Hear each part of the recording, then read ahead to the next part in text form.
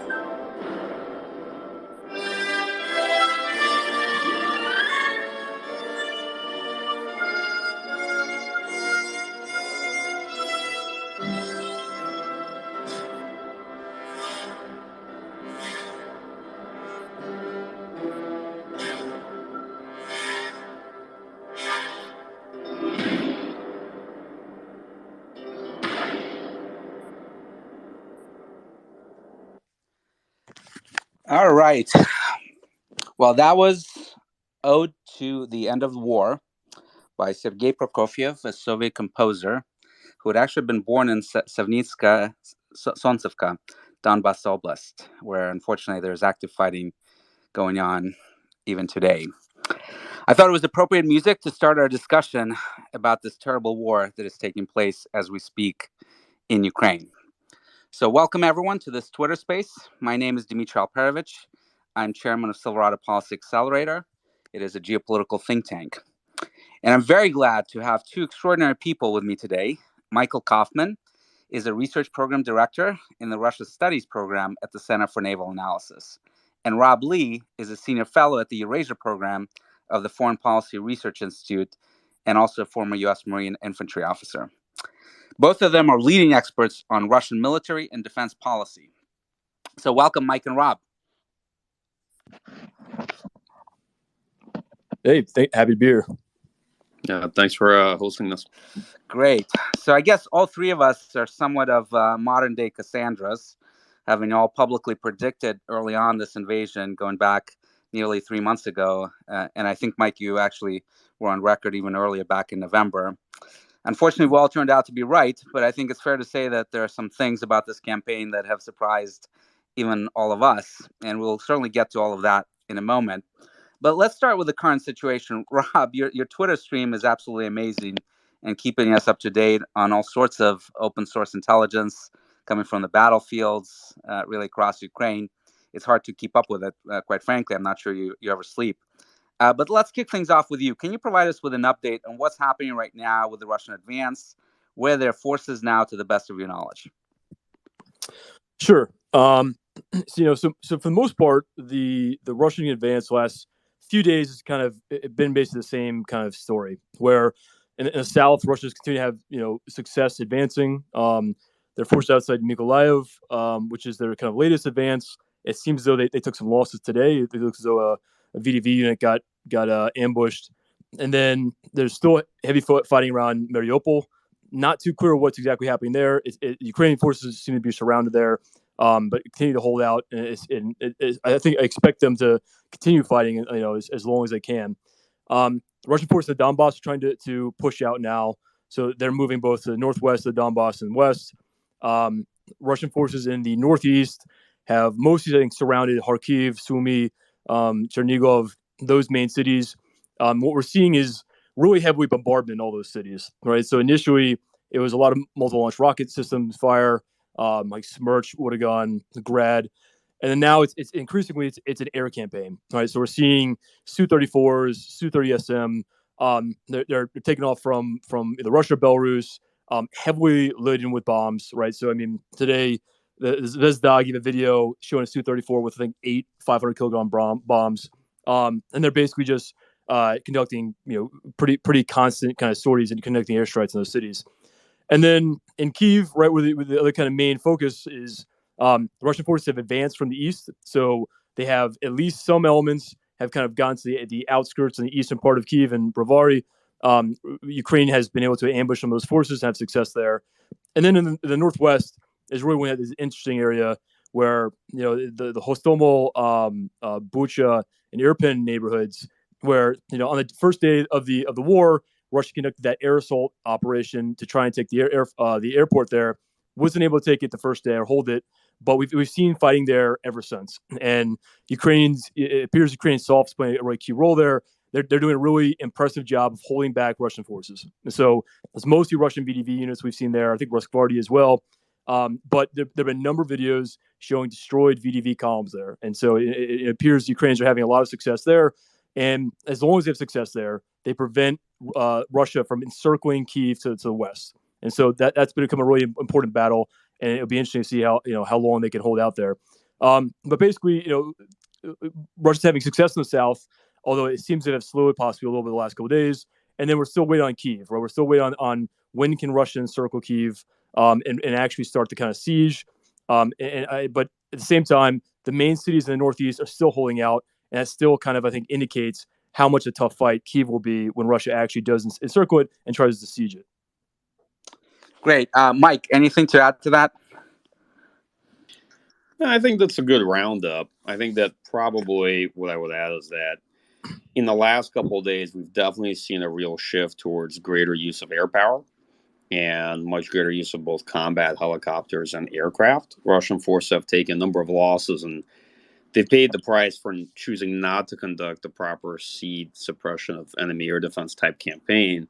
And instead, they sort of pursued local air superiority over pockets where the forces are working. The air losses are definitely significant, but I expect we're going to see more Russian air power push into this war. We'll see much greater use of sort of overwhelming firepowers. Russia's primarily an artillery army, a lot of motor rifle maneuver and armor formations, but so far it's used far less artillery than it could have in these fights. I think the big challenges for them, as always, is you see they're starting to get into a sort of tempo where they have several days of advances, then a pause to replenish, tighten up supply lines, reconsolidate forces, bring up some other units, and then conduct several days of attacks or offensives again. I think we're currently in that phase now.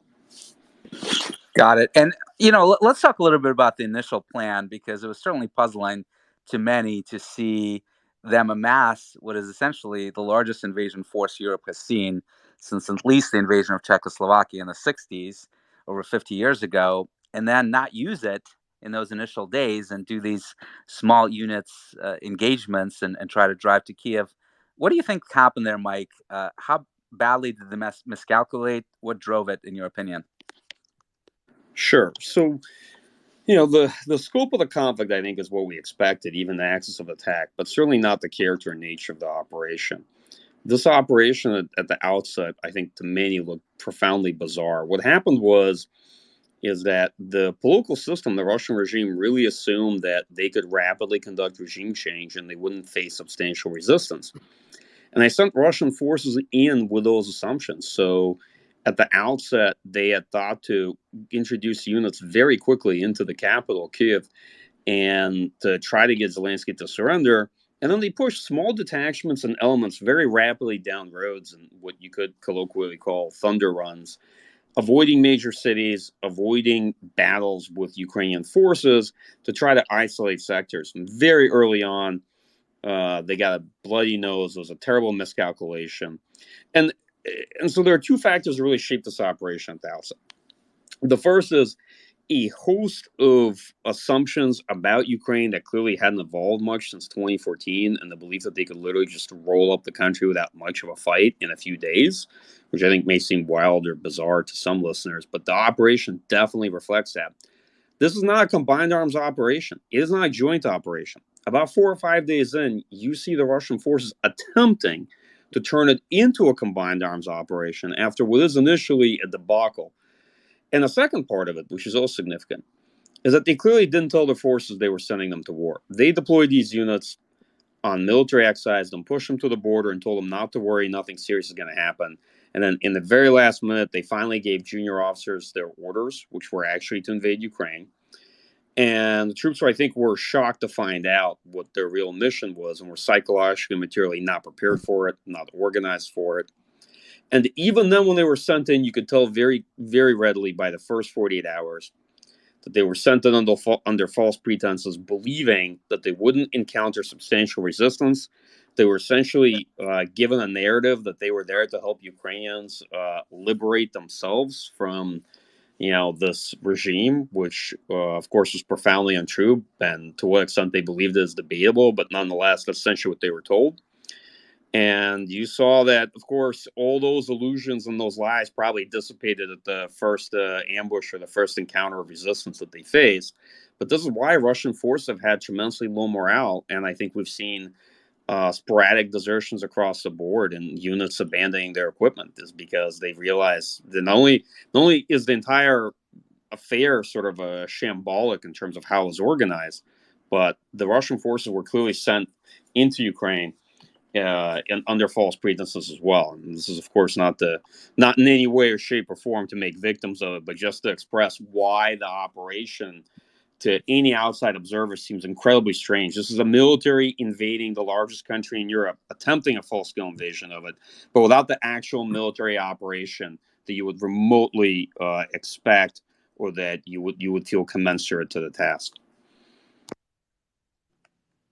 So do you think that was an intel failure? I mean, GRU is usually pretty good at analyzing enemy defenses and capabilities, right? Did they fail here, or do you think they got overridden by Putin or others around him? I don't think it was GRU. I suspect it was FSB, and I think that this is a problem of decision making, a personalist authoritarian system.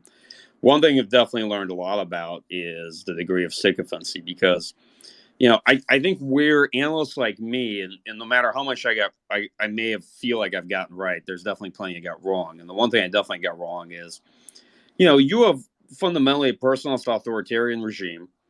And I think we felt that despite the miscalculations, we assumed that this would be a terrible gambit based on war optimism. A lot of wars are, certainly for the aggressor. And attempts at regime change usually fail or end up in quagmires. Fine.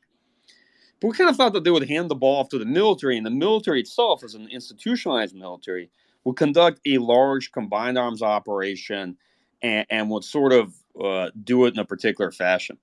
And that proved profoundly untrue. Actually, the political assumptions, the motivations, and the calculus of the regime characterized the thing throughout. That's why it was a completely unworkable concept of operations. And the only way this could have happened is if people like Shoigu, the Minister of Defense, or Gerasimov, the Chief of General Staff, actually heard the assumptions and nodded along and said, yes, this is possible. But of course, the assumptions were ridiculous. How could you take Kiev in 3 days? In what universe is it possible to take the capital of a country like this in a handful of days? And you had to have signed off on, you had to have subscribed to some of these assumptions in order for this type of operation to ever be launched. So, like I said, I definitely, in terms of the character of the operation, how they started, I think that was a misjudgment on the part of a lot of us looking at it. That said, the Russian military since then has definitely adjusted and is now trying to conduct this as a combined arms operation with the rest of the force and services involved in it. So let me ask you though, Rob. Despite all those failures, I did a little bit of math recently, and I compared this to the U.S. invasion of Iraq in 2003. And it took us 14 days at that time to drive 550 kilometers to get to Baghdad from the Kuwait border, essentially about 40 kilometers per day on average. And when you look at the Russian advance across multiple axes, it was actually twice as fast in the south. So it took them about 5 days, I think, to get from Crimea to Mariupol, a distance of about 400 kilometers. That's about 80 kilometers per day. About same number of days to get to Mykolaiv, 300 kilometers. From Sumy to Chernihiv, another 5 days, another 300 kilometers there. So they're actually moving quite a bit faster than the U.S. was back in those days, and against an army that is much more motivated to fight and much better armed probably than the Iraqis were with Western weapons. How do you explain that? So I guess start off by saying, we only know so much, right? So we get the random kind of briefings from DoD officials, and then we know what we see right from satellite photos. We know what we see from videos on TikTok elsewhere of where Russian troops and what they're doing. The advance has not been slow by historical terms. But one of the things to keep in mind from when they did the breakout from Crimea, they reached the Dnieper like very, very quickly, right? They basically drove right to it. But by driving there, it didn't mean they secured all the things behind it, right? They didn't necessarily secure supply lines. They didn't secure all the towns on the way there. And what we've seen since then, right, as we keep seeing these kind of raids, these ambushes by Ukrainian, whether it's soldiers or territorial units, or not always clear, but we're seeing a lot of those, right? And so by advancing so quickly, Russia kind of assumed a lot of risk because they put their supply lines at much more risk. They put all these convoys at risk, and that ultimately is a question of whether or not that was a smart move, right? Does it makes more sense to move quickly and leave your supply lines at risk, or does it make more sense to be move a little more deliberately, but to secure those things? I would say probably the latter made more sense in this case, especially once the lightning dash to Kyiv didn't turn out. And so again, it's still hard to get a good estimate of Russian casualties, but they're significant, right? They are they're probably not that far from what the U.S. took in Iraq over the entire war, and so drastically more than what they took when the U.S. took in the first during the actual invasion phase. So that's significant. the equipment losses have been, pretty significant too. Air defense systems, Torm-2s, engineering systems, tanks, all these kind of things they've lost. Not something that's a pretty substantial amount of things they've lost basically. So anyway, the advance has not been that slow, but it's still a question of, okay, what how ready are they to move on to the most important objectives, right? So Kyiv, they still haven't encircled it. It's still not clear to me when they're going to be able to take the west side of Kyiv, right, with that massive convoy and the forces there. That part is still not clear to me. The main cities in the northeast are still holding out, so Russia can bypass them. They have bypassed them, but have they bypassed them with large enough forces to encircle the east side of Kyiv? That's not fully clear to me yet as well. And ultimately, Ukraine is a large country, and as Russian forces move deeper into the country, the supply lines become even more vulnerable to these kind of attacks and ambush and things they clearly did not expect. So, I think we're taking stock of where they are right now. Things can obviously change, but they haven't necessarily put themselves in the best position, and they haven't taken the most important cities yet. And I think there's still a lot of big questions for the future. And look, obviously Mike was right. This war was based on some very optimistic assumptions, and there's also very optimistic assumptions about what political goals they could achieve with military force. That made sense. They didn't get much resistance, but it really seems to me as though it's clear Ukrainians are resisting almost everywhere. It's clear even in these Russian-speaking cities in the south, in Kherson and Melitopol, there's huge protests happening, almost daily basis. I find it hard to believe Russia expected that, because obviously it points to this being a difficult, long-term, medium-term operation if they're trying to hold these cities and continue to move out beyond there. So there's still a lot of problems with the operation, even though the advance, wasn't as slow as I guess some people expected. Mike, do you agree with that? Do you think they moved too fast and are still moving too fast? Initially, yeah, absolutely. But they didn't even try to move as combined arms formations. They were pushing small detachments down roads rapidly to seize roads and junctions. And you saw a lot of basically tanks operating without infantry without tanks, nothing being escorted, no convoy escorts. You got a lot of logistics and support being ambushed along the way. Most definitely. They took that risk because fundamentally the concept of operations was that it wasn't a risk. They did not expect to be ambushed. They didn't expect to find serious resistance, and they had to make very significant adjustments. And the way they split the force up actually dramatically increased the likelihood of desertion, which is small detachments finding themselves cut off or ambushed, abandoning their equipment because they're actually not part of a larger formation, right? And so then it comes down to a lot of inexperienced leadership of junior commanders. That said, the Russian military is also known for resilience and for adapting. And so I was trying to hedge some of the initial optimism because Ukraine's military has definitely performed well above and beyond early expectations, for sure. But that was the beginning of the war, and we still are relatively in the early phase of the war. And I was trying to temper the initial optimism with also the reality that the Russian military retains a substantial amount of forces in the fight, despite the significant losses they've taken. This conflict is very far from determined, and a great deal is contingent. Well, speaking of larger formations, let's talk a little bit about this convoy that's to the west of Kiev, supposedly a 40-mile convoy. I think there are lots of memes now on Twitter about this convoy. What is the state of it? Is it getting attacked? What do you guys know about it?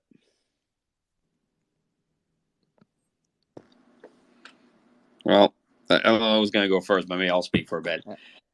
First, I think it's a series of units. It's a number of battalion tactical groups. It's not one 40-mile-long convoy, however the media represents it.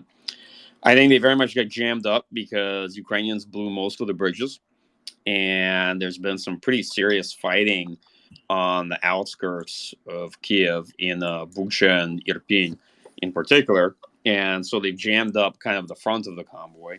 I don't think it's stalled out in terms of being out of gas, food, and some of these other things I've heard people say. There's a lot of assumptions about what's happening there, and we just don't have enough evidence or data to make some of these claims.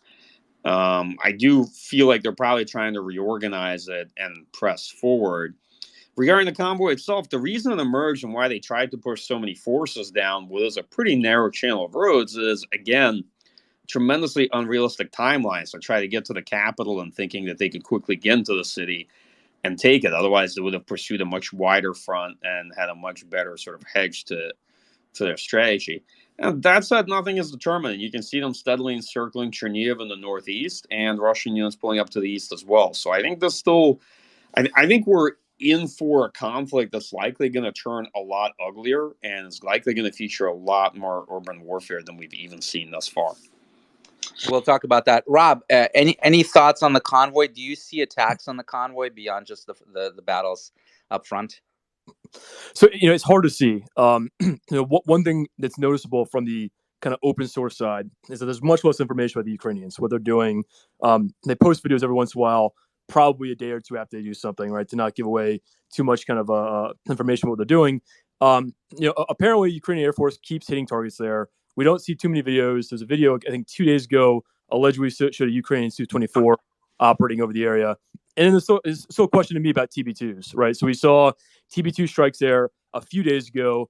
Maybe they're still doing them and just not releasing the videos.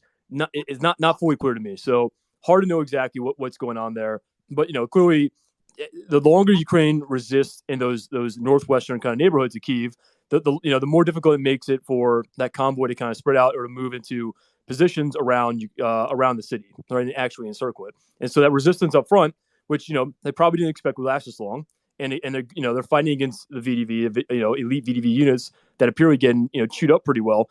They probably didn't expect that was going to be the case. So now they're moving up heavier units. As I said before, it's not necessarily the longest road. It's hard to maybe move up the units you want at the right time, but it isn't fully clear to me exactly what's going wrong there. But clearly things are not working out as quickly as they wanted to. But again, there's nothing. The timeline, I think, right now we look at the rest of this conflict is that Russia would like to take these big cities, I think, in the next 2 or 3 weeks. And so, today, tomorrow, that's not a huge loss that they don't get there.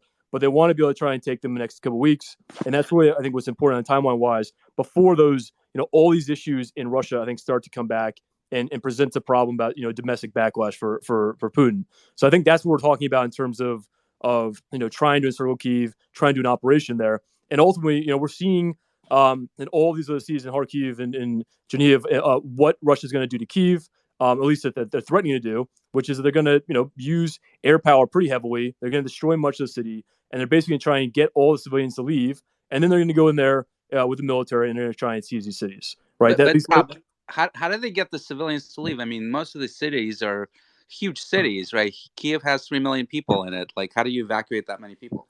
So it's not clear to me you can. And again, that's Mike was saying before about things that we got wrong. One of the things I got wrong is I thought Russia was going to stay out of cities. Right? I thought they're trying to do this operation. They'd go after the Ukrainian military and they're trying to avoid the cities because you go in the cities, it presents a bunch of problems. Right? It puts your troops at greater risk. Russia's conventional superiority of the Ukrainian military, well, a lot of that gets negated when you go into urban terrain, and the risk of civilian casualties goes up. Right? And that is an issue. For foreign audiences, I think it's also an issue for domestic audiences in Russia. And so it's not fully clear to me what they're thinking about doing or about if they even consider the situation was going to happen. But, they seem like they're committed. They're clearly going to try and encircle Kyiv. They're clearly going to try and coerce, the government to give in at that point. But ultimately, if we keep seeing these other big cities like Kharkiv holding out, right, there's no reason to think anyone in Kyiv is going to give up. And ultimately, they're probably going to go in there and it could become a very, very ugly situation. But as I said, the problems are pretty obvious, and I'm not sure exactly what they thought. But clearly, I think this is not the scenario they had in mind. I think they clearly had a more optimistic view about what was going to happen, and that they weren't going to have to, go into Kyiv like they did in Aleppo or Grozny or even like the U.S. did in Fallujah. It is impossible to take a city where you have a determined resistance and to not destroy much of that city. It's very difficult, and Russia lacks the same kind of precision-guided munitions the U.S. military has, and so there's no reason to believe they'd be able to do it any more cleanly than U.S. could do it in Fallujah. Mike, what is your view on cities? I mean, obviously they want to take Kiev. They're now sieging Mariupol, but do you actually think that they want to go into Kharkiv, into Chernihiv, Sumy, all these cities in the north, or just surround them and try to lay a siege to them? No, I don't think it was ever their plan to take major cities besides the capital. I think it was very clear they were trying to skirt them and get around them. I think the current plan is envelopment. I think they had to take minor towns and junctions because you saw initially that they were going precisely for the towns where key roads intersect, ground lines of communication. But they were pursuing a sectoral strategy. They were trying to isolate big sectors and then try to see if they can envelop Ukrainian forces and get those regional commands to surrender.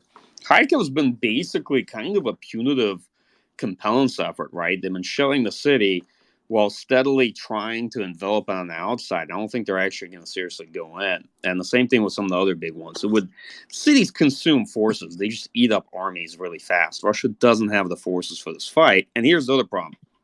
If they took cities like this, it wouldn't resolve what they believe is a center of gravity, which is the capital. That's why you see the bulk of Russian forces focused on the capital. And you see these two pincers slowly, sort of ponderously moving towards it, which does give you, unfortunately, very ominous kind of Grozny 1999 vibes of the same way Russian forces steadily approached Grozny in that battle. But do you think, I mean, obviously, Kiev, the prospects for it are very glim, but do you think that they're going to decimate all these northern cities too? I'm skeptical, but I think definitely parts of them for sure. You've already seen them use both heavy firepower and aviation. And, Russian troops don't have a tremendous amount of experience in urban combat. The last week has definitely revealed that much. They haven't trained that much for the mission and haven't had a lot of experience in it. And when running into trouble or frustrated, they usually call in air power or artillery firepower. So you're definitely going to see parts of cities or city blocks destroyed, I think, in the fighting. Got it. Rob, what's your best estimate for the losses that the Russians have suffered? Obviously, they're putting out very low numbers. I think the last numbers were about 500 losses of personnel. Do you have a sense of how realistic that is? The Ukrainians are talking about, I think, over 10,000 now. Is it true somewhere in between? I think it's really hard to tell. So yeah, I think the Russian military gave out the figure of 500 killed in action, 1,500 wounded. That was, I think, on last Monday. Right. So basically, half of the war ago. Since then, I think the latest assessment I saw was that the U.S. thinks about 4,500 have died, but as low confidence estimate. I mean, ultimately, we're not going to have high confidence in any kind of estimate at this point. It's going to be it's very, very difficult to come to that. But I think ultimately it's in the thousands, right? And when we're talking about the number of casualties they've taken in a short amount of time, they've even the 500 figure, right? That was more, or probably about more than Russia's taken in terms of KA. They took in Georgia, and they took in the Donbass in 2014, 2015, and they've taken in Syria, which is servicemen, not counting Wagner. So we're already talking about a unprecedented kind of losses for Russia anything time since Chechnya, right? And even Chechnya, I'm not in the second campaign. I'm not sure they took these kind of losses in this short amount of time, right? It's a very significant amount of loss. And of course, as long as this kind of campaign goes on, there's every reason to believe the losses are going to continue, and they could probably get worse, right? And of course, there's no clear conflict termination stage, right? At least as long as Russia tries to achieve a kind of a maximalist objective, right, where they take Kyiv, they who knows, they occupy half the country or something along those lines. There's no reason to believe the fight ends then. They can basically just arbitrarily say this is over and Ukraine's going to stop fighting. They're going to keep fighting. The insurgency will probably become more capable, and Russian forces are strewn out. They will become isolated in a lot of these cities. A lot of these areas they're controlling, and a lot of them will be easy targets, right? It'll be difficult to kind of control those areas. So again, hard to say what the figure is. I think it's certainly in the thousands, I'd say, and it's only going to grow. And it's quite possible this is going to be orders of magnitude more than the last three wars that Russia fought combined. And it appears the way it's headed in that direction right now. What is your current assessment of where Belarus is in terms of their actual forces, whether air power or ground forces? Are they in the fight yet? What do you see from that perspective? Mike might be able to answer them better than I. I haven't seen any clear evidence they've been involved. I mean, the Belarusian military is not, they're not that necessarily effective. They don't take part in too many kind of large scale conventional operations, right? So it certainly some big question marks about how useful they would be. They could probably hold some areas, but probably you wouldn't want to send them into main kind of conventional fights with the Ukrainian military. But again, it becomes back to this idea that Russia has a numbers game issue here, right? So they already have committed, I think, what was it, 90, 95%, 96% of the battalion tactical groups that they deployed near the border before. And that was already 75% of the Russian military's BTGs, right? So we're talking 70% or so of the Russian ground forces, permanent readiness units are right now, committed to Ukraine. That's a huge share, and it leaves Russia really kind of vulnerable to, if they need to use the military for any other operation, they just don't have the forces right now. And so it's not surprising we're hearing stories of them, getting Wagner guys, taking Rosgvardia guys, basically trying to pull guys from wherever they can, because ultimately, if you occupy, areas, you need more forces to do that. And, one thing that's unique is that when compared to, say, U.S. military, Russian military has far more emphasis on fires over maneuver, far more emphasis on a lot of those kind of important support functions. The problem is that means they have fewer maneuver units, like infantry guys, who are more useful for, insurgency, counterinsurgency type operations, right? They're more useful for holding, for patrolling areas. Tank units are not used for that, right? Artillery units are not used for that. So in a lot of ways, the Russian military that went into Ukraine is not really that well suited to a lot of the things they're facing in the South right now. And I'm not sure the Rosgvardia guys really make up the difference enough. So they're facing a number of issues in that regard. Mike, let's talk a little bit about logistics. There's been a lot of Twitter threads from various experts on tires and fuel and various other things about the problems that the Russians may or may not be having with logistics. Obviously, we've seen videos. I think you posted one of them looting stores for food. What do you think is happening there? Are they having issues across the board with fuel, with food? And if so, why? Sure. So first, I'm skeptical that they actually organize logistics for a sustained long-term military operation. They probably tried to get that act together a few days in when it became clear what the reality was. Second, they were not really operating the way they train and fight, and I've been trying to emphasize that. So Russian logistics are definitely not set up to support small detachments operating way forward on their own in these different units. And they weren't really set up or experienced with convoy escorts. So a lot of logistics units and support units that were trying to catch up, operating on their own, got ambushed. You saw way too many units that should be in a combined arms formation completely separated and vulnerable, not doing many of the things they should be doing. In terms of logistical availability, I've definitely seen a lot of debates of people saying, well, they maybe only plan for 3 days, and that's why they're running out of food. It might be the case for some units, but overall, I don't think that's true. I actually think they do have quite a bit of logistics. They should have a hard time pushing it forward. And keep in mind, the Russian military, when it was reformed and constructed, this military in particular, is not really set up for strategic ground defensives. It's much more oriented around maneuver defense. It doesn't have the right logistical tail for the amount of firepower that the Russian military brings to the battlefield. And it wasn't really designed for prolonged ground defensives. And on top of that, the Russian military has not attempted an operation of the scale in many, many decades, right? And certainly probably didn't think that it really was, right? If you subscribe to the assumptions I told you up front, many of the units didn't actually know necessarily about what their tasks and goals were early on, and they didn't plan for a sustained fight with a conventional military the size of Ukraine. So you're seeing a lot of problems emerge in the Russian military on the logistical side. That said, I do think the sustainment conversation is oversold. And I will make this comment.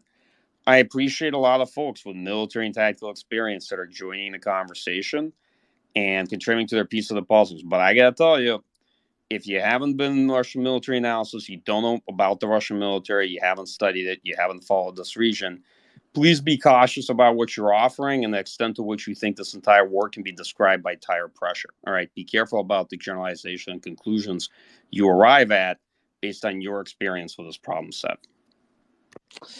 All right, let's talk a little bit about the Ukrainian side. And I want to ask both of you, maybe you can take turns, maybe Mike, we'll start with you. What do you think of the Ukrainian defense so far? What do you think they've done right? What do you think they've done wrong? And the third part of the question is, what do you think the West can realistically do right now to help them in this fight? Is that for me? Yeah, we'll start with you and then same question to Rob. So I think what they've done right is definitely focus on defense, particularly in the urban terrain, which heavily favors the defender. Assimilate as much as they could of Western capabilities that were pushed forward to them very rapidly. Use the initial Russian mistake to maximize force generation, reserves, distribute weapons, and try to fortify the terrain. I think they did a good job blowing the bridges and making the Russian task much harder than it could have been early on. And I actually can't say enough about like how impressed I have been with the Ukrainian resistance for at large, and even the partisan units that have started, ambushing units along the road, and along with a civilian kind of civil but peaceful resistance that you see in the cities.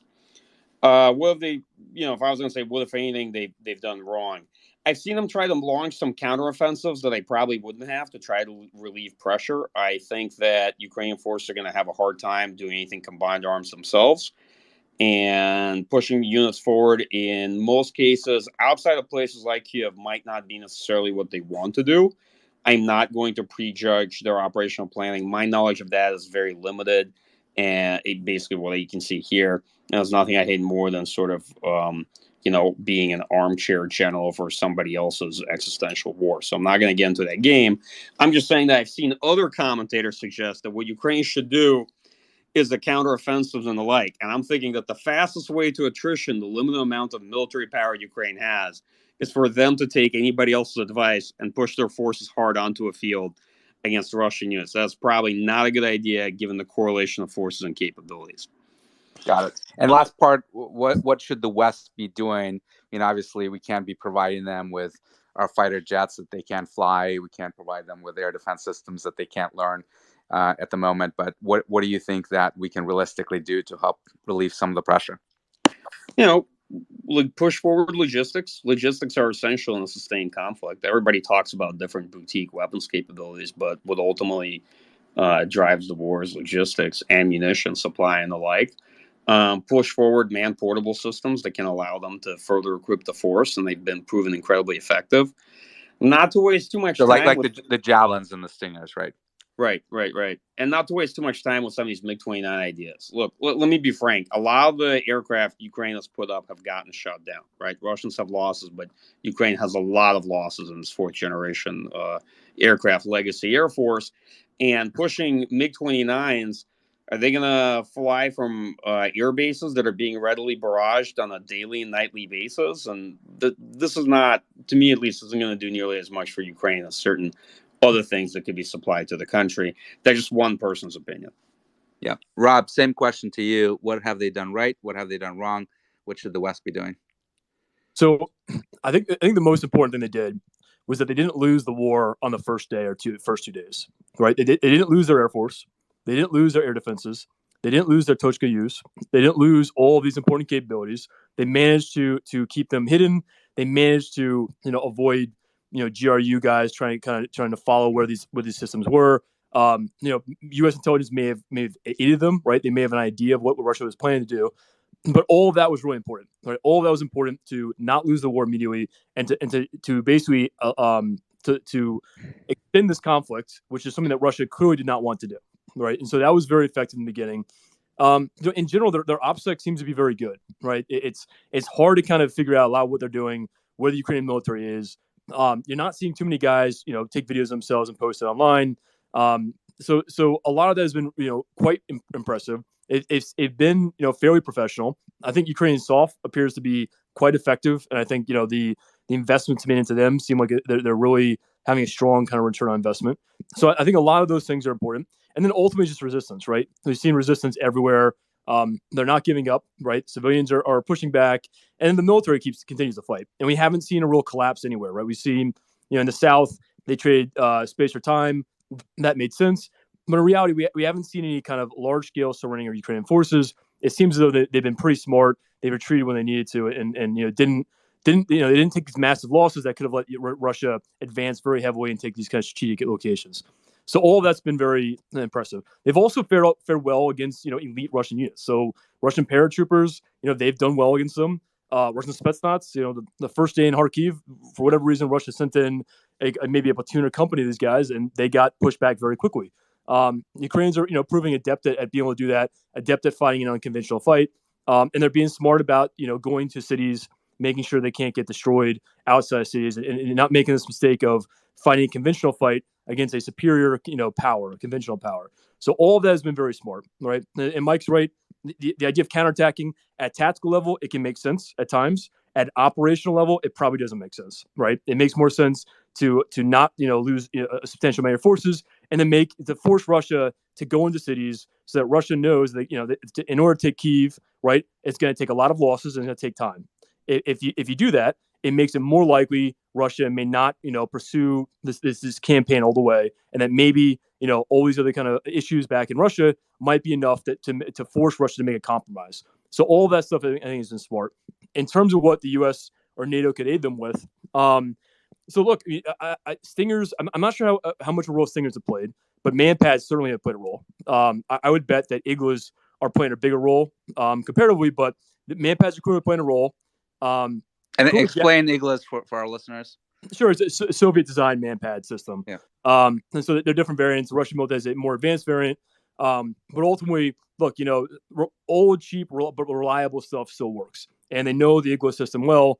And so, at least one video that apparently showed one of the Russian helicopters getting shot down was apparently from Igla. And I would bet more of them, more of the losses that Russia's sustaining are probably from Iglas than they are from Stingers. Javelins are clearly having a role. I think in-laws are probably playing a role. They're playing a bigger role than I expected. So that's been quite significant. I think one way that it could help them out, and I agree with Mike in terms of fighters. I think there's a question about how effective they'd be. It also raised the question of this is conflict escalating, right? More so with NATO than does with some of these other weapons we're providing. TB2s make some more sense, right? I think Turkey's continued to probably deliver TB2s. It's hard to see or hard to know exactly what TB2 has been doing recently. They posted videos a couple of days ago. Maybe they're still operating, not sure. But at least, if Ukraine wants to, they can make key kind of raids to destroy targets and maybe send a few TB2s and not worry about losses, right? So that can still be an important asset at a very kind of strategically important time. And Rob, just on the TB2 question, I think you posted a video of a Tor-2 now escorting convoys. Do you think that's in direct response to TB2 threat that they're now trying to protect the convoys against the drones? Yeah, so I think so that could be TB2s. It could be just 225s, right? So Ukraine's 225s continue to fly, and that's look, that's another lesson is Ukrainian pilots flying in this kind of very contested, dangerous airspace. It takes a lot of bravery what they're doing, and they're continuing to fly, and it's quite impressive of them. Going back to what Mike said before, because it doesn't appear the word was passed down to many soldiers and many guys in the military that they're going to invade. It doesn't appear that they made all the preparations and thought through coordination with all these things, right? And so it's certainly possible in the beginning they weren't, they might have their short range air defense systems with these units. It's not clear they necessarily integrated it into the plan. And so I assume we look at this, later on after the conflict and learn more about it. There are probably some significant coordination issues between the Russian ground forces air defense systems and the Russian ground force maneuver units, just because that it wasn't necessarily clear to all these guys they're actually going to be doing this operation. It does seem as though that they're using them more often. As Mike said, I have no doubt they are shooting down TB2s and other Ukrainian aircraft. There are allegedly 2 Ukrainian 225 shot down today, not confirmed yet. So that's just kind of a claim. But they're certainly playing a role. And we talk about what things might be useful for Ukrainian military. Well, one of them would be books. So some NATO militaries still have older books, maybe OSA, maybe these kind of Soviet style ground-based air defense systems that Ukrainian soldiers would know how to operate, wouldn't need much time to operate, and you could probably deliver them pretty quickly. Those things would still be effective. And I think one lesson of this conflict is that a lot of these older Soviet air defense systems seem to still be effective, right? They still seem to be potent against aviation, even though these are the things that Ukraine has are mostly pretty old systems. They're not the most modern systems, but they're still having effect. So it is still something important to kind of note going forward. That's a great point. One piece of equipment that seems to be incredibly valuable to the Ukrainians is tractors. They seem to be towing a lot of abandoned or taken over Russian armored vehicles and other things with those tractors. I don't know how many videos I've seen of that at this point. But let me ask you, Mike, coming back to the air power discussion that Rob just brought up. Have we overestimated Russian air power? Why haven't they been able to destroy all the airfields? I was looking at some SAR images that I was sharing with you the other night. Most of the runways were still operational as of a couple of days ago. Ukrainians are still flying. How have the Russians not been able to shut all that down, given the overwhelming advantage they have in the air? Well, the honest answer is yes and no. So first, they didn't try. This didn't actually start out with a large aerospace campaign. They thought that they were going to degrade Ukraine's ability to put up its air force primarily through missile strikes, and they've literally fired quite a few missiles into Ukraine. I think up to 600 now, which is pretty large given the limited size of the magazine depth in Russia's long-range PJM arsenal. You actually haven't seen substantial airstrikes on the air bases so far in this war, although I suspect we're gonna eventually see more of that. They started out with very limited use of air power and actually very limited use of combat helicopters, given the hundreds that they have deployed in the region. They were doing a bit of close air support, which Russian Air Force actually isn't all that good at, with Su-25s, which is a pretty high-risk platform to use. Some use of combat helicopters, and you saw a real transition to greater use of air power probably a bit after the fifth day. That's when I began to see the first real tactical bombers appear.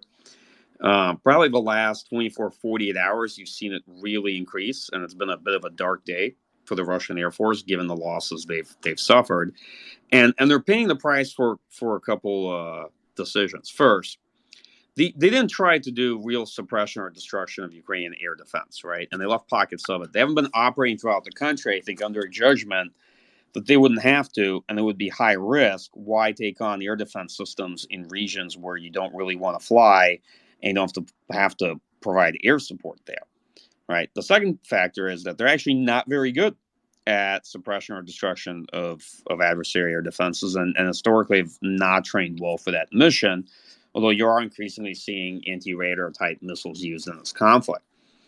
The third reason we can lead to suspect is that they're actually still holding quite a bit in reserve. I've seen some good questions being asked there of, hey, can the Russian, aerospace force conduct complex operations? Are they out of PGMs because we're not seeing them being used? So my short answer is yes, they do have PGMs. If they're not being used, And just explain PGMs for the audience. Yeah, precision guided munitions, right? Instead of flying lower to try to maximize the accuracy of unguided weapons. So the reason they might not be used is because they might be holding in reserve, fearful that this could escalate, for example, into a regional war with NATO because they're expensive. And on air ops, I have to tell you, folks that do OSINT got to really accept the limitations of what you can and cannot see. There's a lot about air operations that you cannot discern or you cannot remotely discern in a timely fashion, given the limitations of what you can see. So I suspect we're going to learn a lot more about the complexity of Russian air ops, including in Belarus and Russia, combat air patrols and various aspects of it. We can't see based on what you get in social media or Telegram channels. That said, it's perfectly fair to ask, how come the Russian Air Force had been missing in action early on in this war? And I think a lot of the reasoning still goes back to the beginning of this operation. A lot of Russian capabilities have been missing in action. Where are all the unmanned systems of drones? They have thousands of them, right? We're not really seeing much of the heralded recon strike, recon fire complex. Where's the electronic warfare? They deployed many systems and haven't used much of them. Encrypted comps, digital, VHF, all that jazz. They've clearly have a mix of units, and they're using a host of analog radio systems. So there's a lot about this operation that's bizarre, and there are things that it's fair to ask or to reassess about Russian capabilities. I'm kind of reserving judgment, and I'll tell you why. So, we tend to veer between extremes, typically in analytical communities, right? After 2014, I had to spend my time trying to explain why Russian military wasn't really 12 feet tall, right? I can already tell that given Russian performance in this conflict, probably have to spend a lot of time explaining why the Russian military isn't 4 feet tall. This war is kind of given off strong 1939, 1940 Winter War vibes. And I think we're going to learn a lot about actual Russian military capability and performance. But we might also learn a host of things that aren't true. And I've been in this field long enough to be conservative as an analyst and sort of approach some of these takeaways cautiously and not to jump to conclusions too early, especially only a few days into a war. That's a great point. You compared it to the Winter War of 1939, but I saw you comparing on Twitter to the first Chechen War, and you said that Pavel Grachev, the guy that ran that war for Russia back then, seems to have been resurrected from the dead and using the same tactics that they did back in 94, 96, a war that they badly lost. Yeah, I'd made a comment that at the opening, at least the first 48 hours, I said it looks like the ghost of Pavel Grachev is well alive and planned this operation because he infamously said to Yeltsin, sort of cavalierly as an airborne officer, that a Russian airborne regiment could capture Grozny in 2 hours. The long story short is that it felt as though the initial operations kind of concept and assumptions were based on the probability that yes, Russian forces and Russian airborne could quickly get into Kiev and somehow overthrow Zelensky. And of course, maybe that's the best analogy for the beginning of it. Now it's increasingly, sadly, looking more like the Second Chechen War in '99 to 2000. Yep. Very good point.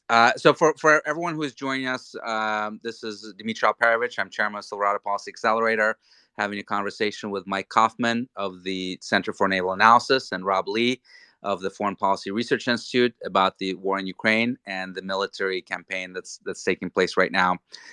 Let's talk a little bit about the urban warfare that's coming up. Presumably, at some point they'll surround Kiev. I assume you guys agree with me on that. What is that going to look like, and how long is it going to take? Mike, let's start with you. Is that just going to be absolute horrific, barbaric pictures and videos that we're going to see of decimated civilians, women and children, and complete destruction of that city? Is that what the Russians are planning?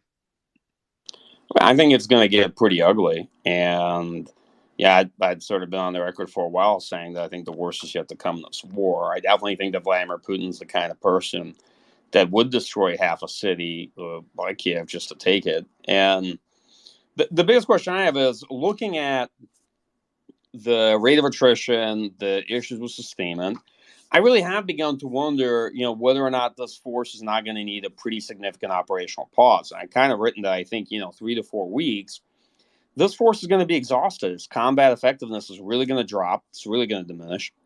They're going to need some kind of ceasefire to reorganize, resupply, replenish. I just see them running through a lot of units pretty quickly, particularly on the front line. And I'm skeptical. I'm skeptical that they could take a major city like Kiev in a few weeks. I have to reserve judgment, but I'm not seeing it. To be perfectly frank, after barely a few days into this war, it became very clear to me that there's no way Russia can really achieve its political objectives in this war. It may be able to achieve military objectives, certainly, but I don't see military means being able to achieve their desired political ends, not at this juncture, not given how they started and how wrong their assumptions were. And I now am kind of increasingly seeing them trickle more and more resources to underwrite what I think at the outset is a failed strategy. And I have definitely seen that before in a military conflict. Do you think they have those resources to bring in? I do. I mean, absolutely. And even though to fill out this force, they've had to rely considerably on conscripts for support, reservists, which we're increasingly seeing in units, so we're definitely mobilized and put there, and auxiliary forces like Rosguardia. I think they still have quite a few more resources. Remember, a lot of the firepower and capabilities that Russia has still aren't necessarily in this fight, right? This is a pretty limited use of air power, combat aviation in general. And even though a substantial amount of the force they deployed is now in Ukraine, in the theater, technically it's committed. We're still seeing pretty small scale engagements in terms of how Russian units are organized and how they're acting. And if you look at Russian railroads, you see quite a bit of forces being still pushed through that are possibly weeks away to reinforce the units or perhaps replace the units that were largely lost or made combat ineffective. Got it. Rob, do you agree with Mike that they may not be able to take a large city like Kiev, or that they're going to need an operational pause here to regroup and rearm and resupply? Yeah, I mean, I think it's unpredictable. So I think it's always hard to predict this kind of stuff. I think we look at some of the campaigns. Aleppo took a long time, right? Obviously, it wasn't mostly Russian forces on the grounds. It was mostly Russian SSO, Russian air power, and Syrian fighters fighting that fight. But I mean, look, there's certainly a question of if they really go into Kiev and they're defending it block by block, right? the Russian will take very heavy casualties, right? And even if they try and reduce the city to rubble, you can still fight from rubble, right? If you really want to, and so there's no guarantee they can take it quickly. There's no guarantee once you encircle you can take it quickly. It's still a huge city, and of course to encircle it, you need a really large force to do so. Not to mention, they could also leave you exposed to Ukrainian counterattacks from Western Ukraine, or if Ukraine gets aviation, it'd still be an issue there as well. So it's not fully clear to me whether they can do it. I think my view is that it's a bit of a race in time here, right? Where I think there's going to be a strong domestic response. I think ultimately, you look at the effect of sanctions, you see all these private corporations leaving Russia. There's going to be a significant effect, right? And the extent of those disruptions, some of it's being felt now. It's going to keep being felt more as the ruble collapses more. All of these contracts that are done on medium long term, those are going to have to be renegotiated. All of these jobs, right? People are going to need to get paid a different way than they're getting paid before, because the ruble now is worth less than it was before. All those issues become an issue. Commercial aviation is going to start shutting down in a large degree, because much of Russia's commercial aviation are aircraft from Boeing or Airbus. So there are all these issues. And I think, we're already looking at very heavy casualties. When we look at these significant economic disruptions to the way of life for a lot of Russians, ultimately in a few weeks, I think there's going to be, it's going to be hard for the Russian government to kind of just deny that's happening and to not have to make some kind of change, right? And even if you cut out, all those kind of independent news sources, ultimately Russians are going to feel the effect of this, and you can't kind of keep them blind to that.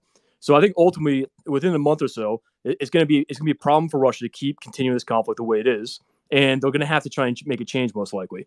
Hard to say exactly when that'll be, but ultimately, I think it's kind of a race for them to try to take Kyiv before they can do that. And I'm not sure they can do that, right? And ultimately, I don't think they can take 2 months to try and take Kyiv or these other operations, and so it's going to make the overall kind of campaign difficult. And it's difficult for me, as Mike was saying, it's difficult for me to see exactly what the political solution is here for Russia at this point, because this campaign was about rewriting the mistakes of 2014, 2015, of what they didn't achieve, because Minsk was never implemented and never had a satisfactory long-term solution. Well, it's not clear to me what that long-term solution they can achieve right now without taking Kyiv is. And even if they do, it would still look like a long-term occupation of much of Ukraine. And I don't think, just expanding the borders of Donbass is sufficient compromise for Putin. So it's not clear to me how this thing ends, but I do think I think it's going to be difficult for me to see how Zelensky and Putin will both be in charge of their countries at the end of this conflict. I think one of them will go, and it depends how it kind of ends. Yeah. Let me ask a very practical question. We may have people in Ukraine that are listening, and I've, like you, probably have been helping a lot of friends try to get west from the eastern side of the Dnieper. And I initially assumed before the war began that he would stop at sort of the eastern side of the Dnieper. He would take Kiev, but he wouldn't go far west. Do you guys think that there's a real risk that cities like Lviv in the west are going to be in danger of being encircled and sieged in the near future? Obviously, he's already going west towards Odessa, but that's still the Black Sea region. Would he go further west? Mike, maybe start with you. Sure. So I had originally thought that the mental cut line they had in mind was around Zhytomyr and Vinnytsia, and that they were going to basically cut that border down to Moldova, leaving sort of the more western parts of Ukraine without significant ground presence. I'd always believed that they were going to operate west of the river. It's just a question by how much. In fact, I think if you even saw that map I released of what I thought the Russian concept of operations was the night the war started, it's not far off. It's not exactly right, but it isn't very far off from what they've attempted to do. Now, I don't know. I'll be honest. I think they're probably revising and reassessing based on. So that's as far as I'd go. Rob, any thoughts on that? I think it's going to be tough for them to do so. Ultimately, the longer this conflict goes on, it's going to be tougher for Russia to kind of weather it. And, they're already having enough trouble trying to encircling these cities in the east that aren't falling. So the amount of Ukrainian resistance, I think, has made that very difficult for them to try to move the Western Ukraine, given that even the areas they might have expected would be more welcoming of Russian forces are proving to be pretty resistant to that, right? And they're protesting and making this very clear. So I don't think they necessarily want to go to Western Ukraine. I think even if in the beginning the most optimistic idea was that that could work, at this point I think there's going to be their force going to be too committed, holding or controlling all these supply lines and trying to control the country. So I don't think that's a likely scenario at this point. Got it. So a question on occupation and sort of the insurgency prospects.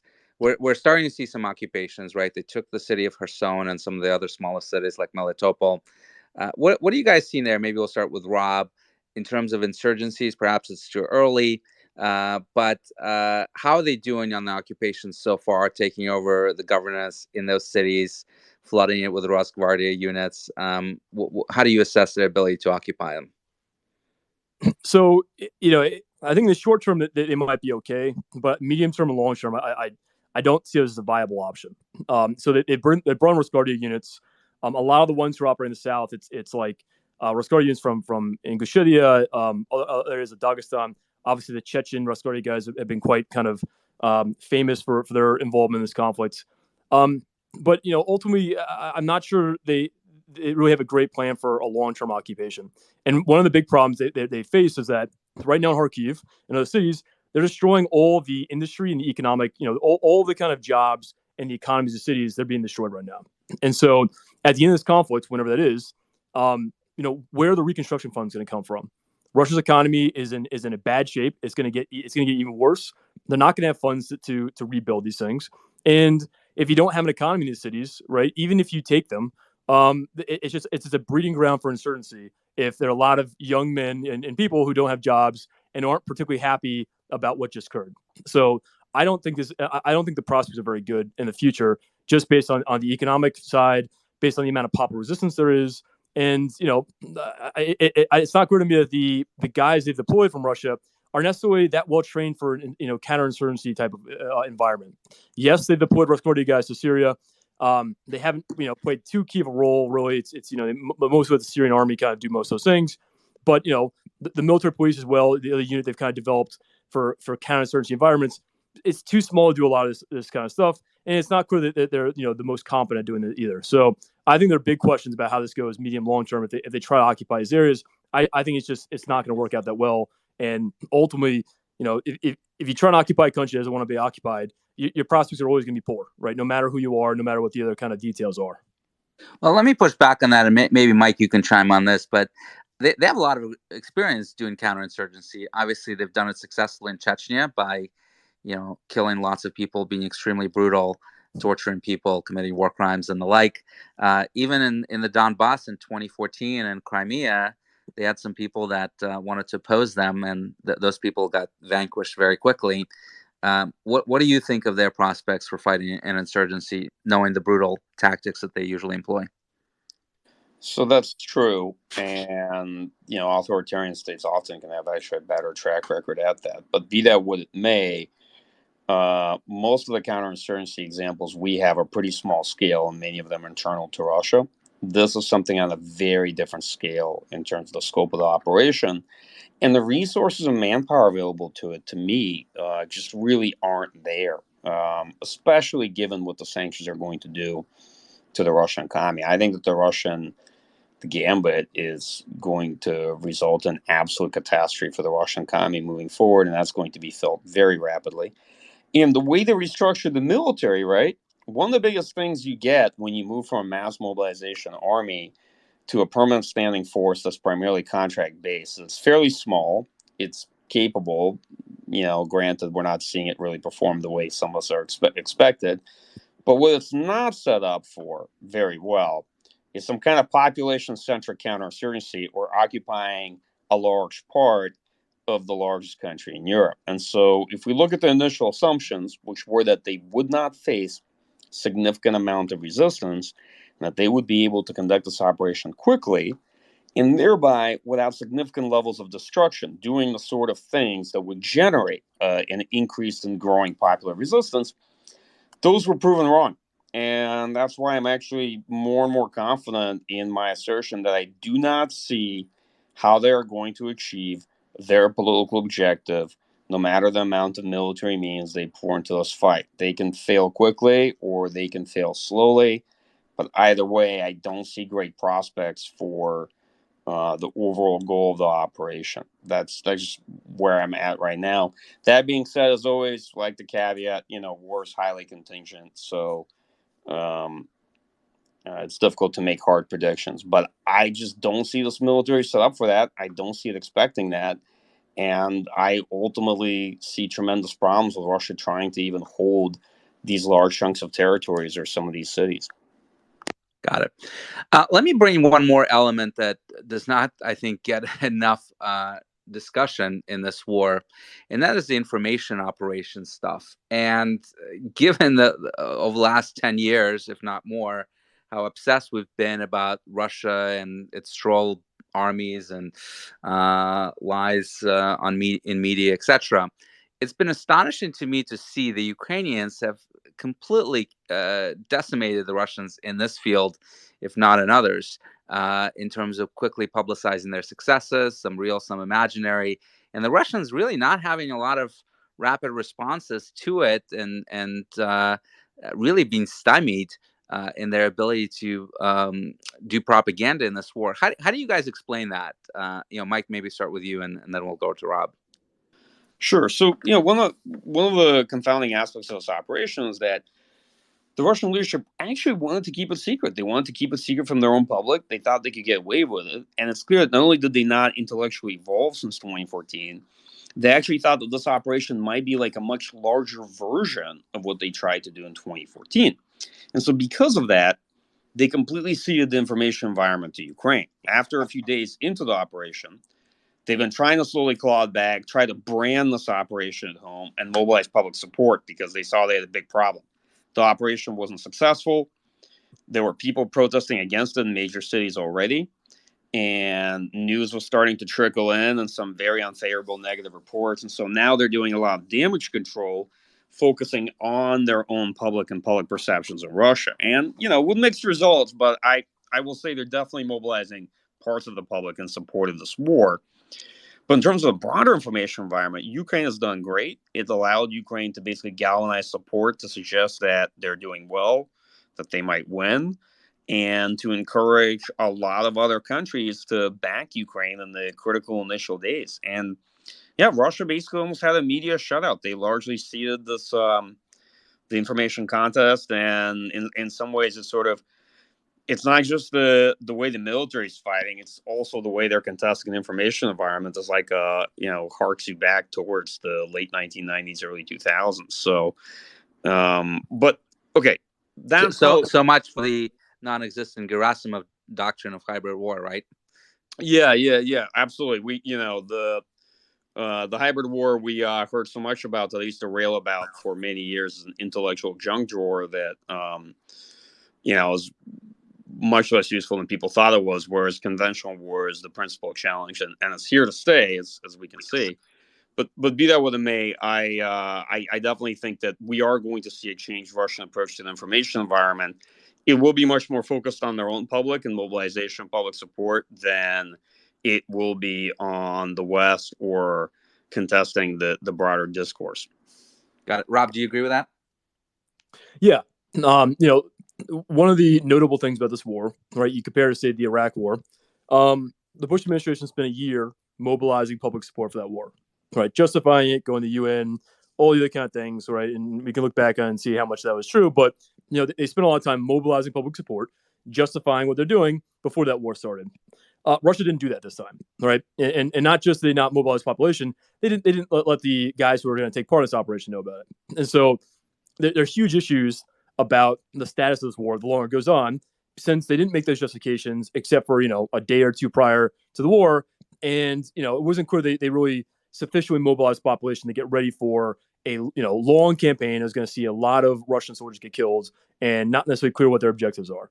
Well, part of the issue with the information environment too is that the political goals are always weird, right? Especially the explanation, right? Initially, this is about the Donbass. So the initial videos we're seeing were all from these kind of like defense, kind of correspondents or semi or less related to the government or military who were providing out these videos, but all from the Donbass, right? Where not much was happening for the first few days.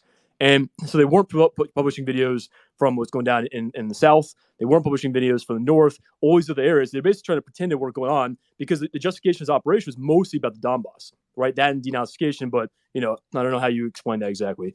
So only recently have they started, as Mike said, once we started seeing these videos of Russian losses, right, including of, top of the line Russian tanks, of Russian helicopters getting shot down, of the TB2 strikes on the Bukin 1-2 systems. They started publishing some videos. So we've seen some helicopter kind of gun camera footage. They try to show off the kind of a high-tech side of this, right? It was a big deal in Syria.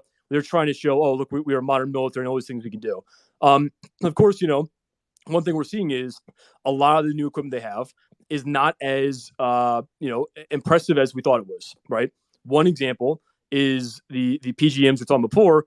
One of the issues they had when they were trying to go after the Ukrainian Air Force is they couldn't hit some of the runways, right? So, runways are not, that small. PGMs should be able to hit them. And there's evidence from satellite photos they're missing airfields and leaving airfields intact even after firing, multiple missiles at them, right? That was a, significant kind of lapse. It clearly shows a vulnerability and a problem with kind of Russian equipment. And so overall, I think the IO campaign, it suffers from the other parts of the campaign where the political goals are a bit strange, not clear what they're trying to achieve. The fact that they didn't, let people know and to kind of prepare this ahead of time. All of those are still issues.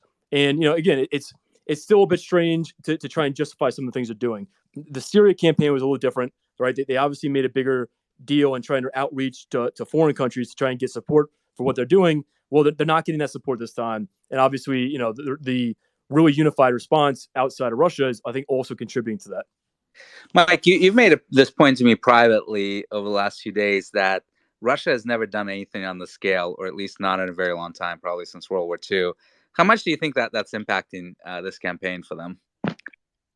No, I think massively. And clearly they didn't intend to. They thought that this would be something close to a cakewalk, and it was a terrible miscalculation. But absolutely, look, this is the world's largest country, essentially invading the largest country in Europe. And even in an alternate universe where everything had gone well for the Russian military, they still would have taken significant casualties. It would have been much more difficult to assess. And likely a lot of planning might not survive first contact with actual war. So my own view of it is, and I always expected Ukraine to put up a solid fight. Outside of whoever in the Kremlin thought that this could happen in 3-4 days, I don't think any serious person looked at this and believed that Russia was going to defeat Ukraine in a handful of days, right? And Rob made a good point earlier that the Ukrainian military held and didn't lose, but I'm not even sure how any of this would have been possible in a few days. It's just the reality, the scope, and the magnitude of the task. And here's the other thing: people have fairly criticized, said, "Hey, military analysts, did they overestimate Russian capability and whatnot?" Well, there was a basis for the military assessments that were had. They were not invented out of whole cloth. However, military analysis 101. Military power fundamentally needs a context to express itself. You cannot measure military power in the abstract. Don't get me wrong, lots of people try to, but it doesn't tell you that much. There's only so much you can glean from exercises. There's only so much you can glean from limited use of force in conflicts like Syria, where the country you're studying can dictate the pace of operations and has much greater control over the situation. So there are a lot of unknowns that shake out in wars like this. And you're also going to see the Russian military evolve. So, the long story short on that is, yes, we haven't seen them try to do something like this. I'm not surprised that a lot of this didn't go well for them. I'm happy that it didn't. I definitely am seeing things that surprise me. I'm sure Rob is too, in terms of just poor performance and execution. And we're having a good debate. And the debate is that because the concept of operations is unworkable? Because I do think this is fundamentally an irrational force employment, and they left a lot of capabilities simply not used that we know they have, and we've seen them used in other conflicts. Or, other people will say that the whole thing is rotten, and we can debate why, but they will say that this is just a bad army and whatnot. And you definitely have those takes. I'm not inclined to jump to those conclusions and judgments yet. I'm probably going to give it some time. Got it. Rob, we're getting a lot of questions about the communication piece of this. The fact that the Russians have not really used much of EW, except in a few local areas. The fact that they themselves seem to be relying on cell networks with their cell phones. And even after the Ukrainians shut off all the Russian phone numbers from their telcos, they started grabbing cell phones from Ukrainian civilians and using them for communications. They're using commercial radio equipment. A lot of questions of, well, do the Russians not have sophisticated encrypted military equipment? And I've been looking pretty deeply into this issue. I'm curious for your thoughts on this, particularly as a former Marine infantry officer. But it appears to me that they've had two issues potentially with the comms. One issue is that if you guys are correct, and I think you are, that they haven't been told that they're actually going to war and that they were on these training exercises. If you're using military comms, you of course request crypto keys from key material from headquarters to load into your communication equipment, and you typically get it for a certain number of days. So I do wonder if they got essentially not enough of the crypto material to actually use in the war situation. If they use it all up in the training part of the deployment, and if their equipment is anything like ours, it won't let you reuse the crypto material because it'll make it insecure. So that's number one. And number two, having talked to a lot of comms officers in the U.S. military, they tell me that HF communications are really, really tough to get right and require constant training. Otherwise, people just completely lose those skills. They atrophy very, very quickly, and you're not able to use equipment and communicate with anyone. So potentially there may have been a training problem as well, where they have the equipment, but they just can't use it because they don't have the key material, or they're not trained well enough to do it, and they're just resorting to kind of civilian communication systems. What are your thoughts on this hypothesis? Yeah, I think that can make sense. This is one thing that's kind of hard to observe from kind of like open sources looking at the Russian military, right? When you look at the big exercises, to what extent are they using encrypted comms, or what extent are they, going around and using cell phones when things, collapse or whatever? Right? Hard to tell.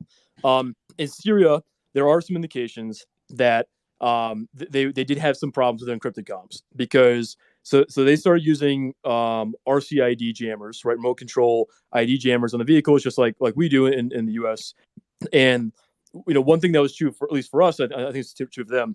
Encrypted communications still work if you're operating with one of these kind of EW jammers, but your non-encrypted stuff wouldn't work, right? And so I think in the case for the Russian military, there were examples in Syria where they were hitting IDs. It appeared they're hitting RCIDs, and it's because they couldn't communicate, and they decided, you know what, we'd rather be able to communicate and use our black gear radios than use our jammers, right? So a couple of cases of that where kind of indicating there's some problems.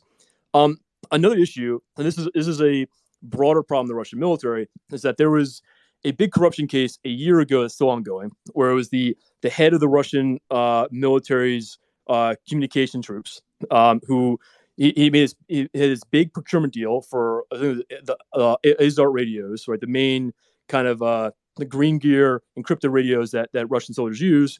That basically it was a huge corruption scheme. He came up with some other senior Russian officers and also some of the defense industry officials, where basically they set a price for the procurement of the radios. This is what it should cost, and then they went to China and basically bought most of the radio from China, from cheaper Chinese components, and then added some things in Russia. And then basically because the components in China were cheaper, the difference they pocketed. And so a huge embezzlement case, but which is still very common in Russia, right? It's common in the Navy and the Army and all over the place.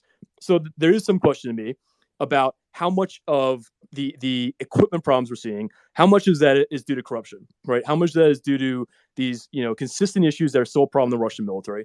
And one thing the Russian MOD has done since 2014 is they basically, as the MOD and the Russian government in general, they've used the threat of Western sanctions as an excuse to classify things, right? To make more procurement classified. So there's a procurement website where you used to be able to see everything.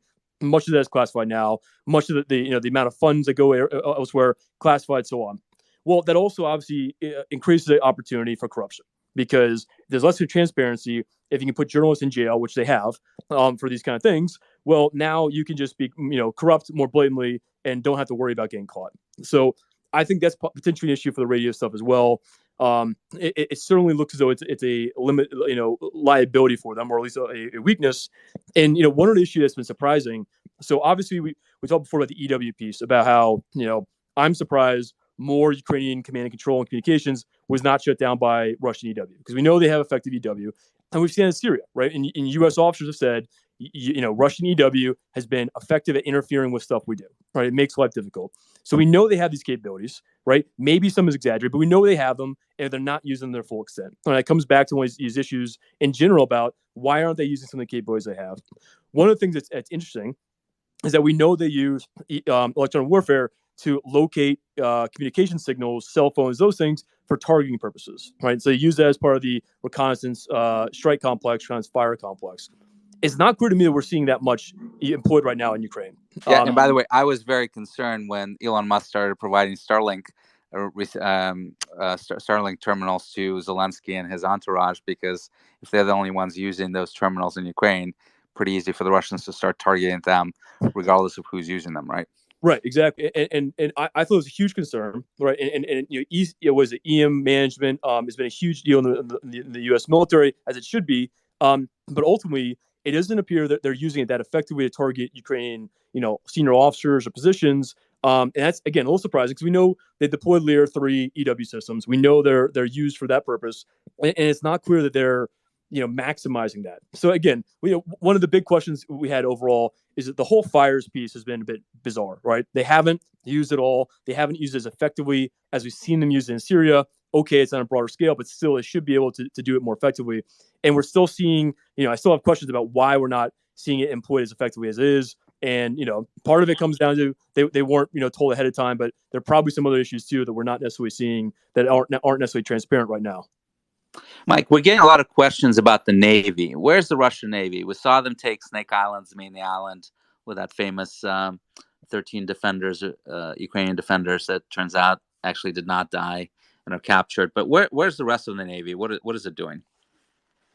Well, it looks like they're mostly blockading, right? They conducted some kind of small, I think, unopposed landing off of Mariupol just to do it with naval infantry, and this is one of those operations where the naval infantry gets sent in to do its thing, even though they could have probably driven there faster from Crimea. They're holding off most of the LSVs for a potential amphibious landing somewhere near around Odessa. We'll see. I think they only do it. They can link up with ground forces. You see Russian ground forces right now driving around, kind of hunting for a crossing west that's north of Mykolaiv, because they've faced stiff resistance in Mykolaiv and they can't seem to get through. So they might try to go around the whole city. And once they are actually in a position around Odessa, that's likely where the naval infantry is going to come in. Again, I don't think they need to. I think they're going to do it because they can, just to do it. On the rest of the Navy, they've been firing Caliber cruise missiles into Ukraine on a pretty steady base. In fact, we saw a salvo of 8 towards an air base today. And they've probably expended a sizable amount of the Caliber land attack cruise missile arsenal. We've not seen too much naval action. I don't think we expected to see much. There isn't much in the way of a Ukrainian Navy, and the only Soviet inherited frigate that they had in the Sagadashi, they effectively scuttled in port about 2 days ago. So that's so much for the Russian Navy. I think if there's a major role to play besides blockade and land attack strikes, we're going to see it potentially in the coming days. That said, I'm not saying that an amphibious assault or landing is necessarily imminent. I'm just saying that they clearly still set up in position to do one. Got it. Another question that's coming in. The Ukrainians appear to have flooded some of the areas around Kiev, presumably by blowing up some of the dams around Kiev. Do you think that will impede the Russians' ability to surround Kiev? Maybe Mike and then Rob. I mean, it's definitely hampered their advance, because not only did they blow up the bridges, they definitely flooded parts of the plain. It's constrained their ability to fan out from that convoy. Is it going to be such a tremendously deterministic factor overall? I don't think so, because Eventually, they're probably going to find a way to get around it. But I think it was ultimately a smart thing to do. And it's one of the many factors that's held up this large push of Russian forces from Belarus. Rob, do you think it will stop them, or they'll find a way around it? It's not clear to me how large the area is. I mean, I saw like one or two photos of it. They could probably work around it, but look, I mean, it's one more way Ukraine is throwing a wrench into Russia's plans, right? Making things more difficult, by hitting the vulnerable points. And I think they identified that. And we've seen TB2 strikes. One of the things they focused on was logistics vehicles and fuel. And they clearly see what the vulnerabilities are, and they clearly think, let's go after those, make life more difficult, and slow down Russia's operation as much as possible. And they continue to do that. So wouldn't be surprised if one more way they're doing it. Blowing bridges makes sense too. Russia brought all their bridge units. They brought pontoon units. I'm not sure if we've seen those deployed yet, but we've seen them bring heavy mechanized bridges and other systems too.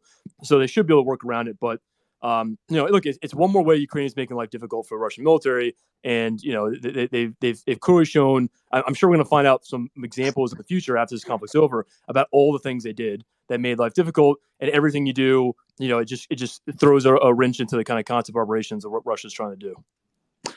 All right, so our collective crystal balls, have been pretty good thus far, certainly predicting this invasion. Let me ask you to pull them out once again and answer this question. Mike, we'll start with you, and Rob, go to you next. But how do you think this ends, and how soon? Oh, wow. Not only do I have to answer how it ends, but also give a time limit to it. Thank you, Dmitri. It's wonderful. So first, I think that this war goes on and gets uglier, but that ultimately what we get is some kind of ceasefire, then there's an operational pause. It may lead to settlement then, or the war very likely will go on in a different phase. We sort of close this initial chapter, and afterwards it continues.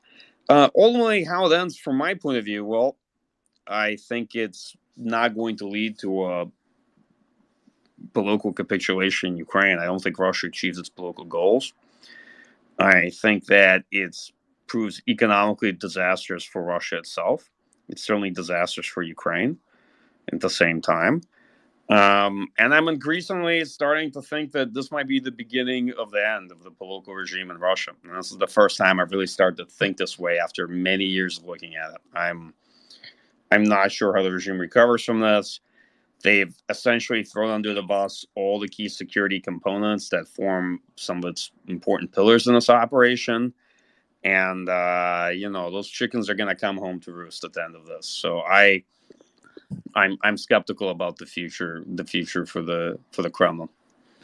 Yeah, I tweeted about this I think about a week ago, that the prospect of a palace coup in Russia seems to no longer be a 0% chance, as I would have thought even a month ago, given the fact that the economic devastation of Russia is going to be very, very severe. Rob, what are your thoughts on this? Yeah, so let me pick it back off what Mike was saying. One of the things that's really surprising about this conflict is that Russia's making a lot of the same mistakes U.S. made in Iraq, right? I mean, and obviously very different conflicts, but ultimately trying to pursue maximalist, political objectives by invading a country and hoping for the best, right? Having optimistic kind of scenario, and then not having a great plan if it didn't work out. It's surprising because Russian officials for so long looked at what the U.S. did in Iraq, looked at what they did in Afghanistan, and said, we want nothing to do with this, right? Basically, U.S. military decided we don't want to occupy areas. And even in Syria, right, it was basically, well, we'll help the Syrian army, take places. We'll help provide air support. But ultimately, the Syrians will, do the occupation. We're not going to get involved in that kind of stuff. So they basically did a 180, right? And I think that's why so many people didn't predict this war would happen, is that it deviates so much from previous Russian behavior, previous, behavior that Putin kind of took when he was, again, he has a pretty good record in wars. I think the Donbass 2014 was a mistake, but I think other than that, he basically, was pretty effective at achieving more limited objectives. This time, obviously, is different. And one of the big problems is, a big part of the kind of contract that Russia has with Putin is that, okay, if you stay out of politics, well, I'll bring stability. The economy might not be as good as it possible, but it won't be terrible. And then also, Russia will be a respected foreign policy player, right? And the military was a key element of that, right? here's our military. It's feared, right? There's always, Russian news covers new weapon systems all the time. And anytime, the national interest of some U.S. publication says, oh, the Armada tank is good, it immediately becomes an article in TASS and elsewhere, right? It's this big deal. And so they love hyping the Russian military, and they love mentioning how Russians' favorability view of the military has increased dramatically since, the mid 2000s when hazing was a huge problem. I mean, it still is a problem, but maybe not as bad as then. Well, this war has shaken some of those kind of views, right? Again, it's not the Russian military is a favorite target, right? It can do a lot of good things. It can still defend its borders. It can still inflict pain, but the Putin put it in a very bad position. He didn't set the political leadership set the military up for failure and gave it a war that was very hard to achieve the political goals through military use. And then, didn't give them enough time to prepare for it and make coordination.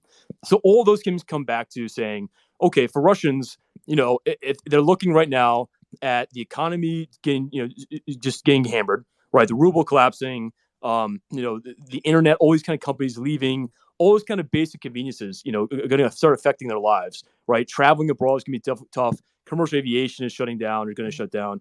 So all these issues are coming, right? And at the same time, there's a war where it's not necessarily clear what they're trying to achieve.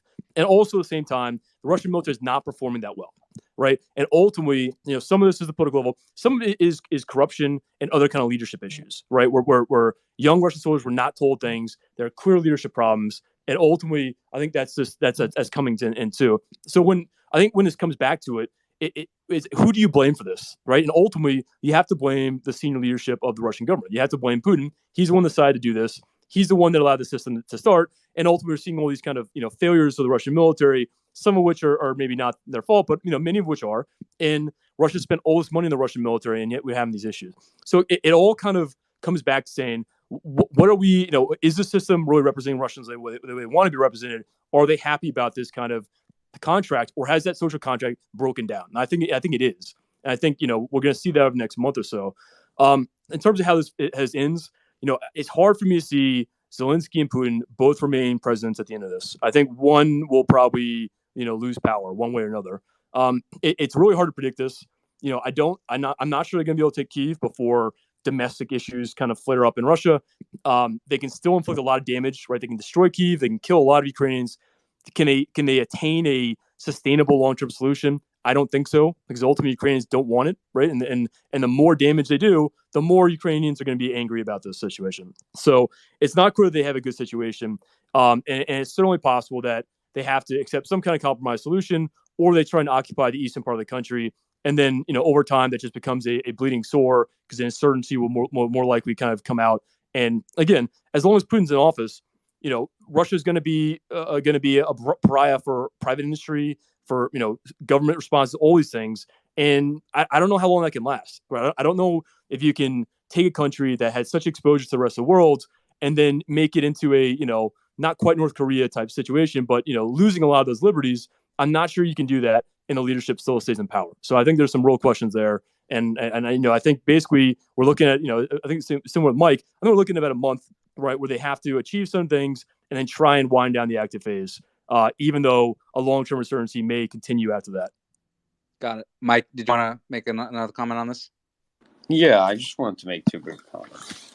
So first, it really struck me that this war is sadly a reversion to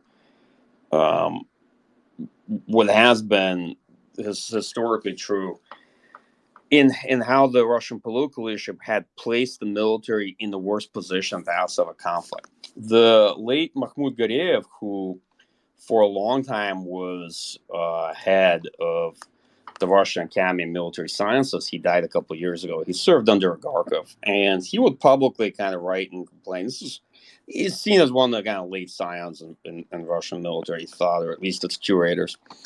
And he would long write that, historically, Russian political leadership would always put the military in the worst position at the beginning of a war.